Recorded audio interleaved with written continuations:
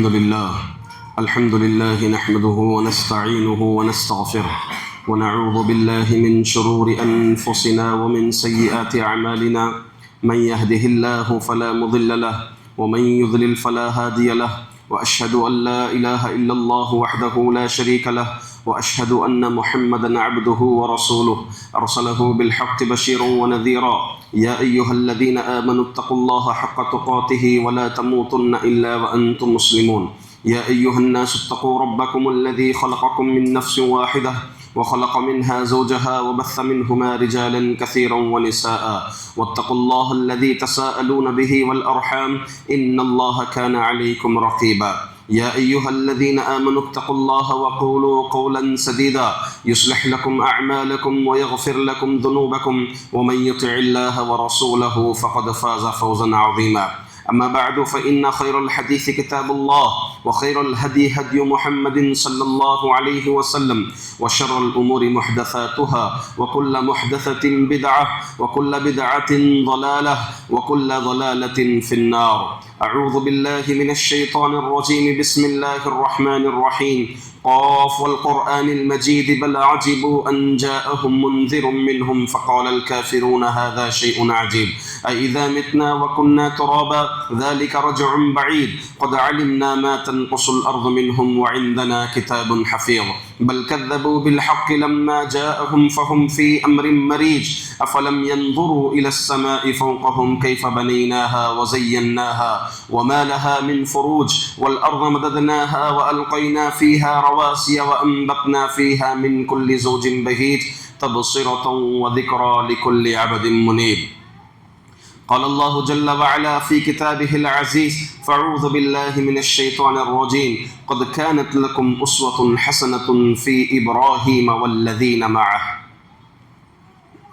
تمام تعریفیں بزرگی بڑائی ایک اللہ وحدہ لا شریک کے لیے لائق اور زیبا ہے جو ہم تمام کا پالن ہار ہے۔ اس کے بعد بے شمار انگنت لامحدود درود و سلام ہو آخری پیمبر محمد مجتبیٰ مصطفیٰ صلی اللہ علیہ وسلم پر جنہوں نے اپنی امت کو توحید پر گامزن رہنے کی تلقین کی ہے۔ معزز حاضرین، حضرت ابراہیم علیہ السلام کا جا بجا قرآن کریم میں ذکر ملتا ہے۔ حضرت ابراہیم علیہ السلام ایک توحید عالم بردار شخص ہے جن کے تعلق سے اللہ تعالیٰ نے قرآن میں کہا ان ابراہیم کان امہ۔ حضرت ابراہیم علیہ السلام کی سیرت سے ہم بخوبی واقف ہیں، اور عموماً ذی الحج اور حج کے قریب ایام میں حضرت ابراہیم علیہ السلام کا واقعہ، اسماعیل علیہ السلام کا وہ واقعہ عموماً قربانی کے وقت ذکر میں آتا ہے۔ انشاءاللہ آج کے اس خطبہ جمعہ میں ہم حضرت ابراہیم علیہ السلام کو بحیثیت باپ کہ ابراہیم علیہ السلام باپ ہونے کے ناطے اپنے بچوں کی دیکھ بھالی، اپنے بچوں کی تربیت کیسے کی ہے، انشاءاللہ آج کے اس خطبہ میں جاننے کی کوشش کریں گے۔ قرآن کریم نے حضرت ابراہیم علیہ السلام کا تعارف کرتے ہوئے کہا ملت ابیکم ابراہیم، اپنے باپ یعنی ابراہیم علیہ السلام کی ملت پر قائم رہو۔ اللہ تعالیٰ نے حکم دیا کہ اپنے باپ یعنی تمہارے باپ ابراہیم کی ملت پر تم قائم رہو، اور اللہ کے رسول صلی اللہ علیہ وسلم نے بھی ابراہیم علیہ السلام کو باپ کے لقب سے حدیث میں یاد کیا۔ آپ صلی اللہ علیہ وسلم اپنے بیٹے کا نام ابراہیم رکھا اور بیان کیا سمیتہ باسم ابی ابراہیم، کہ میں نے میرے باپ ابراہیم کا نام میرے لڑکے کو رکھا۔ تو اللہ کے رسول صلی اللہ علیہ وسلم نے بھی ابراہیم علیہ السلام کو باپ کے لقب سے یاد کیا۔ تو ہم آج کے خطبہ میں دیکھتے ہیں کہ حضرت ابراہیم علیہ السلام بحیثیت باپ آپ کی کارکردگیاں کیا ہیں۔ حضرت ابراہیم علیہ السلام اولاد کی تربیت کی فکر اتنی زیادہ تھی کہ آپ اپنی شادی کے بعد ایک قریب اڈھیر عمر پر رہیں۔ ایسے وقت حضرت ابراہیم علیہ السلام دعا کرتے ہیں اللہ تعالیٰ سے۔ کیا دعا کرتے ہیں کہ اے اللہ مجھے نیک اولاد عطا فرما۔ عموماً انسان بڑھاپے میں اولاد کی تمنا بڑھاپے کا سہارا بننے کے لیے کرتا ہے، بڑھاپے کا سہارا تاکہ بن جائے، میری ایک اولاد ہو جو میرے بڑھاپے کا سہارا بن جائے۔ اور اس چکر میں کچھ کوئی جو ہے بیٹے بیٹیاں اس طرح سے طلب کرنے لگتے ہیں، مگر حضرت ابراہیم علیہ السلام نے صرف اللہ تعالیٰ سے نیک اولاد کی دعا کی۔ چنانچہ اللہ تعالیٰ نے قرآن میں فرمایا ربی ہب لی من الصالحین، ابراہیم کی دعا کا ذکر کرتے ہوئے کہ ابراہیم نے دعا کیا کہ اے میرے رب مجھے نیک اولاد عطا فرما، کہ اے میرے رب مجھے نیک اولاد عطا فرما، کیونکہ اگر اولاد نیک ہو تو وہ آنکھوں کی ٹھنڈک ہوگی، اولاد اگر نیک ہو تو انسان کی وفات کے بعد بھی ثواب جاریہ اس کے لیے ثواب کا ذریعہ بن سکتی ہے۔ اولاد کا ہر عمل، اولاد کی ہر نیکی، اولاد کا ہر صدقہ اگر باپ نے اس کی تربیت پر توجہ دی ہو تو یہ اجر جو ہے باپ کو اس کی موت کے بعد بھی ملتا رہے گا، جیسا کہ حدیث شریف نے بھی فرمایا اذا مات الانسان انقطع عنه عمله الا لثلاث، کہ انسان جب مر جاتا ہے تو اس کے عمل منقطع ہو جاتے ہیں، ثواب کا ذریعہ جو ہے بند ہو جاتا ہے، سوائے تین چیزوں کے، الا من صدقۃ جاریہ، ایک صدقہ جاریہ، او ولد صالح ينتفع، او ولد صالح يدعو له، یا پھر نیک اولاد جو اس کے حق میں دعا کرے۔ تو معلوم یہ ہوا کہ اولاد اگر نیک ہو تو دنیا میں ایک تو آنکھوں کی ٹھنڈک ہوگی، اور دوسرا جو ہے انسان کے مرنے کے بعد ثواب پہنچنے کا ذریعہ جو ہے یہ اولاد بن جاتے ہیں۔ اس کے برعکس اگر اولاد نالائق رہے یا پھر صحیح معنی میں اس کی تربیت نہ رہی ہو تو گویا وہ زندگی میں وبال بن جاتے ہیں، ہمارے لیے والدین کے لیے مصیبت بن جاتے ہیں، پریشانی کا باعث بن جاتے ہیں۔ اسی طرح حضرت ابراہیم علیہ السلام صرف اولاد کے ملنے پر اکتفا نہیں کیا بلکہ اللہ تعالیٰ کا شکر ادا کیا۔ اکثر و بیشتر لوگ اولاد کے ملنے تک بے جا کوششیں کرتے ہیں اور کچھ تو شرک کے دروازے تک چھو دیتے ہیں، شرک کی دلدل میں بھی پھنس جاتے ہیں، اور بقیہ لوگ جو اولاد کے چکر میں کوششیں کرتے ہیں، ہسپتالات گھومتے ہیں، مگر جیسے ہی اولاد مل جائیں تو اللہ کی اس نعمت کا احساس ان کے دل سے ختم ہو جاتا ہے، بھول جاتے ہیں کہ یہ اولاد اللہ تعالیٰ نے یہ اولاد ہمیں عطا کی، یہ اللہ تعالیٰ کی طرف سے ایک نعمت ہے۔ مگر حضرت ابراہیم علیہ السلام نے اس نعمت کا شکر بھی ادا کیا، چنانچہ قرآن کریم میں ہے الحمدللہ الذی وہب لی علی الکبر اسماعیل، تعریف ہے اس اللہ تعالیٰ کے لیے جس نے بڑھاپے میں مجھے اسماعیل عطا کیا، بڑھاپے میں مجھے اسماعیل عطا کیا۔ معزز حاضرین، حضرت ابراہیم علیہ السلام اولاد ملنے کے بعد اولاد سے بے توجہ نہیں ہوئے حضرت ابراہیم علیہ السلام، بلکہ اپنے اولاد کی تربیت کی فکر کی۔ عموماً لوگ کیا کرتے ہیں، ایک لمبی مدت کے بعد اگر اولاد ملے تو محبت سے مغلوب ہو کر تربیت میں کوتاہی کرتے ہیں، پھر اس طرح سے اپنے فرائض جو بچوں پر عائد ہیں ان فرائض کو بھول جاتے ہیں۔ مگر ابراہیم علیہ السلام جو اپنے اوپر فرض تھا ان فرائض کو باقاعدہ طور پر آپ نے نبھایا، اور بلکہ آپ اپنی اولاد کو اللہ کی عظمت، اللہ کی کبریائی اور اللہ تعالی توحید کو بارہا اپنے اولاد کو حضرت ابراہیم علیہ السلام نے نصیحت کی، بار بار نصیحت کی۔ چنانچہ قرآن کریم کہتا ہے وَوَصَّى بِهَا إِبْرَاهِيمُ بَنِيهِ وَيَعْقُوبُ يَا بَنِيَّ إِنَّ اللَّهَ اصْطَفَى لَكُمُ الدِّينَ فَلَا تَمُوتُنَّ إِلَّا وَأَنْتُمْ مُسْلِمُونَ۔ وَوَصَّى بِهَا ابراہیم علیہ السلام نے اپنی اولاد کو نصیحت کی،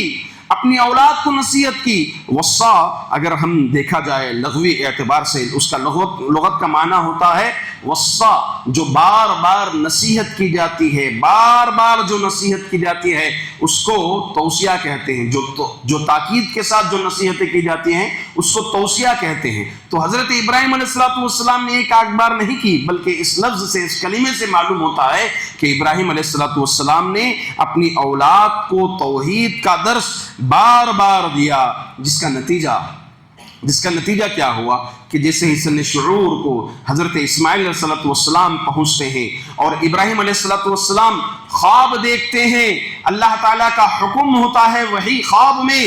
کیونکہ انبیاء کے خواب وہی ہوتے ہیں۔ حضرت ابراہیم علیہ السلام خواب دیکھتے ہیں، اس خواب کا تذکرہ اپنے بچے کے پاس ذکر کرتے ہیں، یا بنیا انی ارا فی المنام انی اذبحک فانظر ماذا ترى،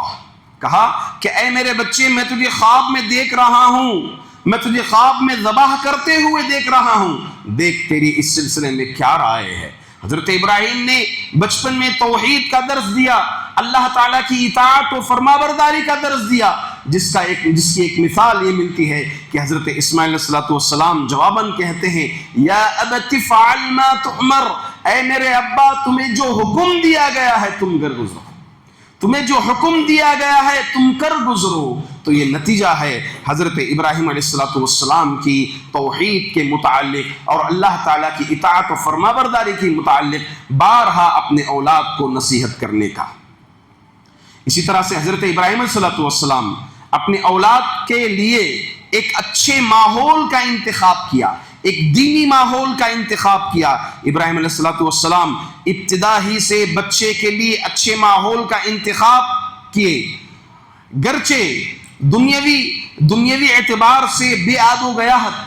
گیاہ جگہ تھی، یعنی ایسی جگہ جو بالکل پانی نہیں تھا، ہاں گھاس پھوس نہیں تھی، ایسی جگہ کا انتخاب حضرت ابراہیم علیہ السلام نے اپنے بچوں کے لیے، دنیاوی ذرائع کے متعلق تو گرچہ جو ہے کمزور تھی جگہ، مگر حضرت ابراہیم علیہ السلام اپنے اولاد کے لیے بالکل مقدس مقام جس کو اللہ تعالیٰ نے سب سے پہلے ان اول بیت وضع للناس للذی ببکہ مکۃ المکرمہ میں کعبۃ اللہ کے قریب حضرت ابراہیم علیہ السلام مقدس و پاکیزہ جگہ جو ہے اپنے اولاد کو چھوڑی، اور چھوڑتے ہوئے کیا دعا کی، ربنا انی اسکنت من ذریتی بواد غیر ذی زرع عند بیتک المحرم، کہ اے میرے رب میں اپنی اولاد کو یہاں پر بسا رہا ہوں، میں اپنی اولاد کو یہاں پر بسا رہا ہوں، یہ بے آب و گیاہ جگہ ہے، یعنی یہاں پر پانی وہ گھاس پھوس نہیں ہے، ایسی مقام پر میں چھوڑ کر کے جا رہا ہوں، عند بیتک المحرم، تیرے مقدس مقام کے قریب، تیرے مقدس گھر کے قریب، کعبۃ اللہ کے قریب میں یہاں اسماعیل علیہ السلام کو چھوڑ کر کے بسا کر کے جا رہا ہوں۔ تو ہمیں چاہیے کہ ہم بھی اپنی اولاد کی تربیت کے لیے ایک ایسا مقام ڈھونڈیں جہاں پر ایسی جگہ گھر ڈھونڈیں جہاں پر مسجدیں قریب ہو تاکہ ہمارے بچوں کو نمازوں کی عادت ہو سکے۔ اسی لیے آگے حضرت ابراہیم علیہ السلام نے یہ جگہ انتخاب کرنے کا ذکر بیان کرتے ہوئے کہتے ہیں ربنا لیقیموا الصلاۃ، اے اللہ میں اس لیے اس مقام پر ان کو چھوڑ رہا ہوں، لیقیموا الصلاۃ، تاکہ یہ نماز کو قائم کرے، تاکہ نماز قائم کر سکے، اس لیے میں یہاں پر اپنے اولاد کو چھوڑے جا رہا ہوں۔ اسی طرح سے عموماً لوگ شادی کے بعد شادی اگر اپنے بچوں کی کرا دیں تو یہ سمجھتے ہیں کہ بچے کی ذمہ داری ہم سے ختم ہو گئی، اب اس کی غلطی پر روکنا ٹوکنا اس کو بالکل اپنی غیر ذمہ داری سمجھتے، کہ اپنی ذمہ داری میں ہے ہی نہیں سمجھتے، شادی کرا دیے بچوں کا، اب وہ دیکھ لے گا، اپنی زندگی دیکھ لے گا، یہی سوچ ہم لوگوں میں ہے۔ مگر حضرت ابراہیم علیہ السلام اسماعیل علیہ السلام کی شادی کے بعد بھی آپ ذمہ داری سے بری نہیں ہوئے، بلکہ آپ باقاعدہ طور پر اپنی ذمہ داری کا احساس رکھتے ہوئے خبر گیری کرتے تھے اپنے اولاد کی۔ بخاری شریف کی روایت میں ہے فجاء ابراہیم بعدما تزوج اسماعیل یطالع ترکتہ، کہ حضرت ابراہیم علیہ السلام شادی کے بعد اسماعیل علیہ السلام کی شادی کے بعد بھی احوال دریافت کرنے کے لیے آیا کرتے تھے، احوال حالت معلوم کرنے کے لیے آپ آیا کرتے تھے۔ یہی تو حدیث میں آتا ہے، طویل روایت ہے جس میں یہ ذکر ہے کہ حضرت ابراہیم علیہ السلام ایک مرتبہ شادی کے بعد آپ کے بیٹے کے گھر آئے، گھر میں آپ نے نہیں پایا، بہو سے حال چال دریافت کیا، اسماعیل کے متعلق معلوم کیا، تو شکوے شکایتیں کرنے لگی کہ وقت نہیں دیتے وغیرہ، شکوے شکایتیں کرنے لگی۔ تو پھر آپ جب فارغ ہو رہے تھے کہا کہ اسماعیل جب آئے تو ان کو میری طرف سے سلام کہنا، اور یہ کہنا کہ اپنی چوکھٹ بدل لیں۔ چنانچہ اسماعیل صلی اللہ علیہ وسلم آئے، باپ کے جانے کے بعد آپ پہچان لیے کہ کوئی مہمان آیا ہے، دریافت کیا، کہا کہ کوئی آئے تھے، حالتیں دریافت کیے، پھر سلام بھیجا ہے آپ کو اور یہ کہا کہ چوکھٹ بدل لے۔ چنانچہ حضرت اسماعیل علیہ السلام نے کہا وہ میرے باپ تھے اور تمہیں طلاق دینے کا حکم دیے ہیں، تمہیں طلاق دینے کا حکم دیے ہیں۔ تو اس سے معلوم ہوتا ہے کہ شادی کے بعد بھی حضرت ابراہیم علیہ السلام اپنے اولاد کی خبرگیری کرتے تھے۔ کیوں؟ کیونکہ ایک نبی تھے اسماعیل علیہ السلام، اور جو ان کے اہلیہ ہوتے ہیں انہیں چاہیے کہ شکر گزار بنے بجائے شکوے شکایات کرنے کے۔ اور اسی سے استدلال کرتے ہوئے بعض علماء نے یہ بھی کہا ہے کہ خصوصاً علماء کی غیبت نہیں کرنا چاہیے۔ حضرت اسماعیل علیہ السلام نبی تھے، العلماء ورثۃ الانبیاء، علماء انبیاء کے وارث ہوتے ہیں، تو علماء کی غیبت نہیں کرنا چاہیے۔ اسی طرح سے حضرت ابراہیم علیہ السلام کے متعلق کچھ روایت میں یہ بھی آیا ہے، کان ابراہیم، ابن حافظ ابن حجر فتح الباری کے اندر نقل فرماتے ہیں، کان ابراہیم یزور ہاجر کل شہر علی البراق یغدو غدوۃ فیأتی مکہ ثم یرجع فیقیل بمنزلہ بالشام۔ حضرت ابراہیم علیہ السلام دن کے پہلے پہر میں مکہ آتے تھے۔ کہاں سے؟ ملک شام سے مکہ آتے تھے دن کے پہلے پہر میں، براق پر سوار ہو کر کے آپ آتے تھے، اور پھر آپ جب واپس لوٹتے تھے تو اپنی سرزمین شام میں قیلولہ فرماتے تھے۔ تو اس سے معلوم ہوا کہ حضرت ابراہیم علیہ السلام ہر مہینہ بلکہ ہر ماہ ذکر کیا ہے کہ ہر ماہ حضرت ابراہیم علیہ السلام اپنے اولاد کی خبر گیری کرنے کے لیے، اپنے اہل خانہ کی خبر گیری کرنے کے لیے حضرت ابراہیم علیہ السلام آیا کرتے تھے۔ عموماً لوگ، ایک تو لڑکوں کا معاملہ ایسا ہے کہ شادی ہونے کے بعد سمجھتے یہ ہیں کہ ذمہ داری ختم ہو گئی، اور اسی طرح سے لڑکیوں کے متعلق بھی لوگوں کی سوچ یہ ہے کہ ایک تو شادی کے وقت دینداری کی طرف توجہ نہیں دیتے، شادی کرا دیتے ہیں، گرچہ توحید پر رہے داماد یا سسرال گھر پر توحید پر رہیں، اس چیز کو نہیں دیکھتے، دنیا کو مقدم کر کے، دنیاوی امور کو مقدم کر کے، کیٹیگری کو مقدم کر کے، خاندان کو سامنے دیکھ کر کے شادی کرا دیتے ہیں۔ شادی کرانے کے بعد بچی اگر بدعات ارتکاب کرتے کہ اس کے گھر میں ماحول ہوتا ہے، یا پھر شرکیہ اعمال انجام دینے جاتی ہے، تو یہ کہتے ہیں کہ ہم شادی کر دے دیے، اب اس کے شوہر کی ذمہ داری ہے، ان خطاؤں سے، ان گناہوں سے روکنے کی ذمہ داری شوہر کی۔ بے پردگی کرتی ہے وہ تو ہم جب تک شادی ہونی تھی یہ ہماری ذمہ داری میں تھی، اب ہم کر کے دے دیے، اب شوہر اس کو روکنا ہے۔ تو الغرض ہمیں چاہیے کہ نکاح بھی اگر کرواتے ہیں بچیوں کا، ایسے مقام پر نکاح کروائیں جو واقعی معنی میں شوہر جو ہے دیندار ہو۔ اللہ کے رسول صلی اللہ علیہ وسلم شادی کے بعد بھی فاطمہ رضی اللہ عنہا کی خبر گیری کرتے تھے اللہ کے رسول صلی اللہ علیہ وسلم۔ بسا اوقات تو ذکر یہ آتا ہے کہ فاطمہ اور علی رضی اللہ عنہما یہ دونوں کبھی آپس میں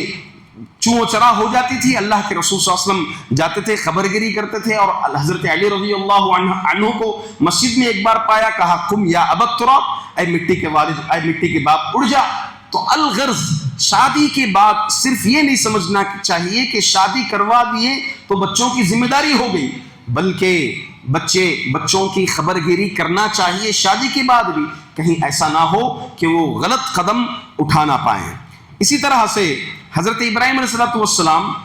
صرف وہاں بیت المحرم کے پاس مقدس مقام پر اپنے بیٹوں کو نہیں چھوڑے، بلکہ آپ ساتھ میں چھوڑتے سمے جو ضروریات زندگی ہیں، زندگی کی ضروریات کا بھی خیال رکھا حضرت ابراہیم علیہ السلام۔ جیسا کہ روایت میں آتا ہے کہ ابراہیم علیہ السلام اپنے دودھ پیتے بچے اور بیوی کو چھوڑا تو کعبۃ اللہ کے قریب جب چھوڑا تو کھجوروں سے بھری ایک تھیلی اور مشک زاب کا بھی انتظام کر کے ابراہیم علیہ السلام گئے۔ تو معلوم یہ ہوتا ہے کہ دین یقیناً ہے، دینی تربیت یقیناً ہے، ماحول بھی صحیح ہونا چاہیے، دین کو مقدم رکھنا چاہیے، مگر ساتھ ساتھ میں اولاد کی ضروریات زندگی جو ہیں، دنیاوی جو ضروریات ہیں، اس کا بھی خیال ایک باپ کو اس کی فکر کرنا چاہیے کہ بچے کی معاشی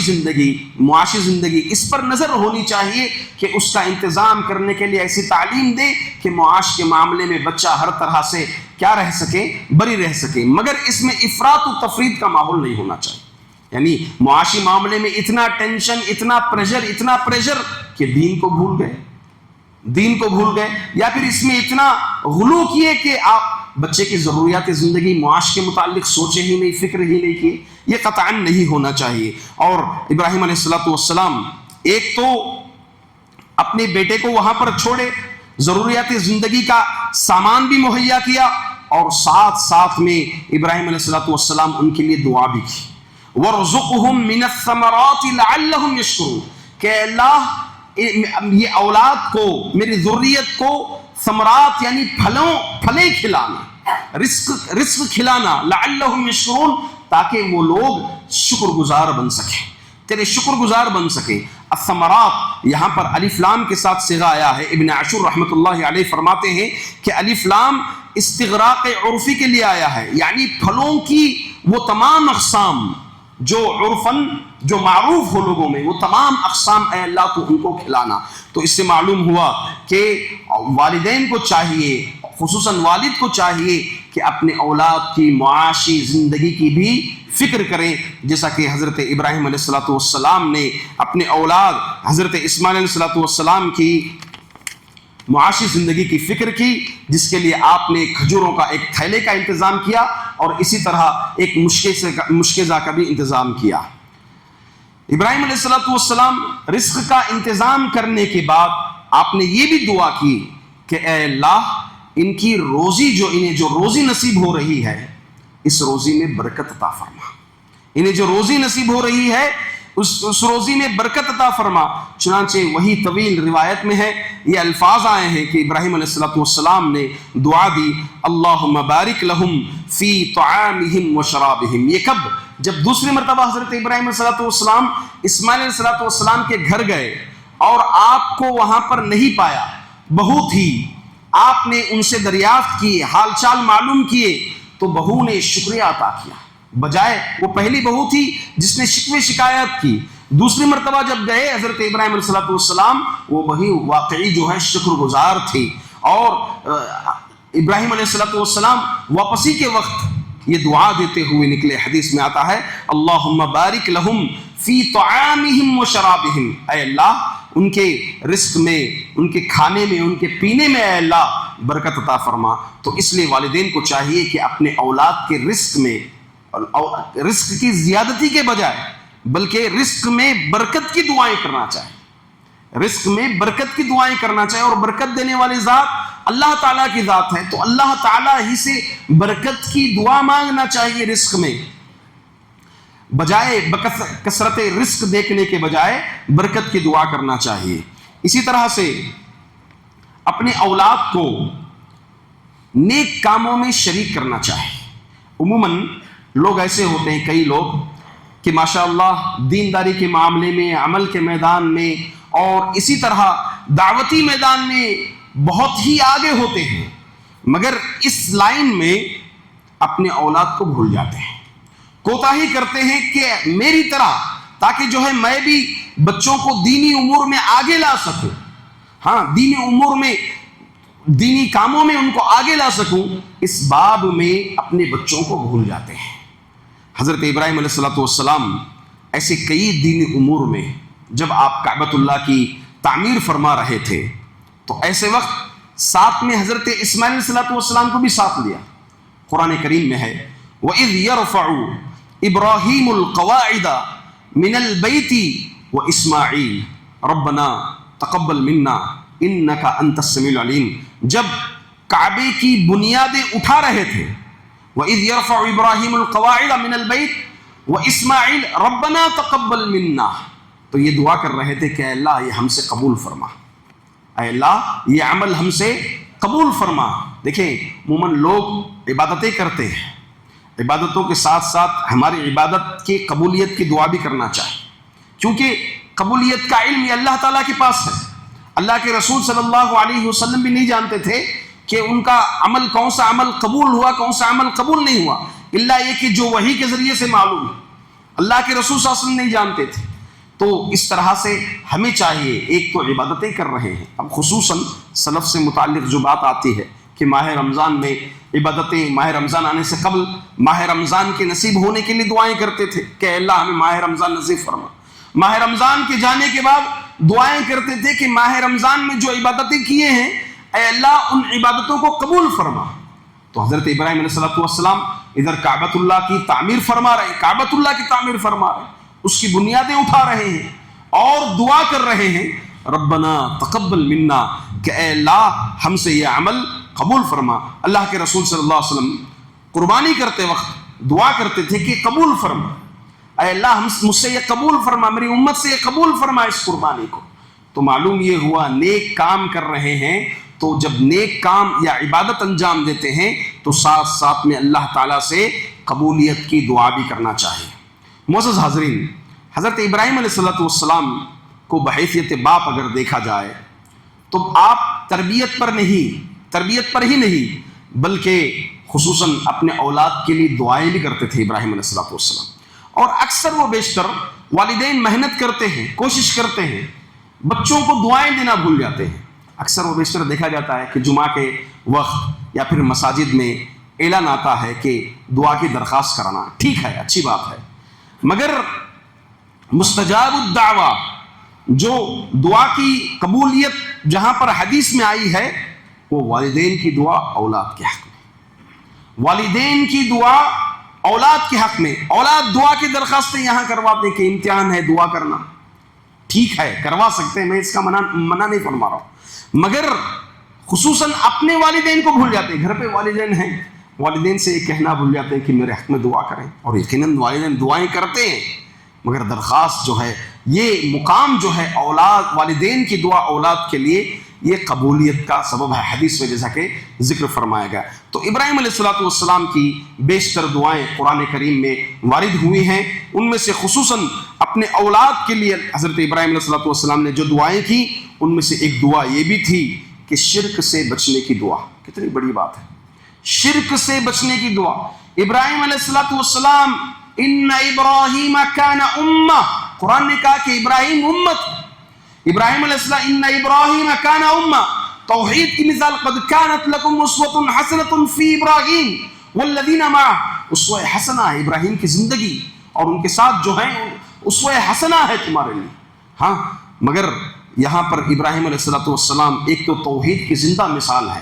تو دوسری طرف دعا کر رہے ہیں اللہ تعالیٰ سے وَجُنُوبْنِي وَبَنِيَّ أَن نَعْبُدَ الْأَصْنَامَ، کہ اے اللہ مجھے بھی اور میری اولاد کو بھی بتوں کی عبادت سے بچا، یعنی شرک سے بچا۔ اکثر لوگ توحید بنیادی لحاظ سے موٹی موٹی باتیں جان لیتے ہیں کہ فلاں جگہ سجدہ کرنا شرک ہو جائے گا، اور اسی طرح تعویذ پہننا شرک ہو جائے گا، یقیناً شرک ہے، مگر ایک مومن کو چاہیے کہ توحید پر باقی رہنے کے لیے توحید کے دروس میں شرکت کرتا رہے،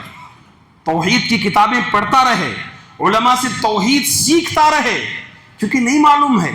کب شیطان جو ہے کس طرح سے حملہ کرے گا، کیونکہ شیطان قریب ہے، خون میں دوڑتے رہتا ہے شیطان، ہاں، اور ہم سے بہتر ہمارے مزاج کو، ہماری طبیعت کو شیطان جانتا ہے، پتہ نہیں کب شبہات کے فتنے میں مبتلا کر دے۔ تو ابراہیم علیہ السلام دعائیں کر رہے ہیں وَجُنُوبْنِي، اے اللہ مجھے شرک سے بچا، بتوں کی عبادت سے بچا، وَبَنِيَّ أَن نَعْبُدَ الْأَصْنَامَ، اور میری اولاد کو بھی بتوں کی عبادت سے بچا۔ اسی طرح ابراہیم علیہ السلام اللہ کا مطیع، اللہ کا فرما بردار بن کر زندگی گزارنے کی دعائیں کی اپنے اولاد کی، خود کے لیے بھی اور اپنے اولاد کے لیے بھی، کہ ہم جب تک زندگی ہماری رہے اللہ کے مطیع، اللہ کے فرما بردار بن کر کے ہم زندگی گزارے۔ چنانچہ قرآن کریم میں ہے ربنا وجعلنا مسلمین لک ومن ذریتنا امۃ مسلمۃ لک، ربنا وجعلنا مسلمین، کہ اللہ ہمیں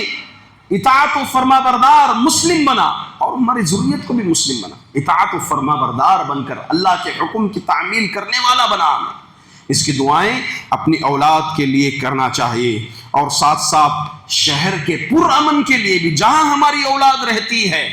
کہ ہمارے اولاد کی حفاظت فرما، اس شہر کو پرامن بنا۔ حضرت ابراہیم علیہ السلام دعا کرتے ہیں رب اجعل هذا البلد آمنا، کہ اللہ جہاں میں بچے کو چھوڑ کر جا رہا ہوں، میری ذریت کو چھوڑ کر جا رہا ہوں، رب اجعل هذا البلد آمنا، اے اللہ اس شہر کو امن والا بنا، پر امن بنا اس شہر کو۔ اللہ اکبر۔ تو اس طرح ایک والد کو چاہیے کہ اپنے اولاد کے حق میں یہ دعائیں کرتا رہے۔ اور خصوصاً حدیث سے بھی ایک دعا کا ذکر، کچھ دعاؤں کا ذکر ملتا ہے، اس میں سے ایک دعا یہ بھی ہے کہ ابراہیم علیہ السلام نظر بد کی دعا بھی جو ہے اپنے بچوں سے، نظر بد سے بچنے کی دعا بھی اپنے بچوں کے لیے کرتے تھے، جیسا کہ اللہ کے رسول صلی اللہ علیہ وسلم فرماتے ہیں كان النبي صلی اللہ علیہ وسلم يعوذ الحسن والحسین ويقول ان اباكما كان يعوذ بها اسماعیل واسحاق۔ ابراہیم علیہ السلام اللہ کے رسول صلی اللہ علیہ وسلم حضرت حسن اور حسین رضی اللہ عنہما کو یہ دعا پڑھ کر پھونکتے تھے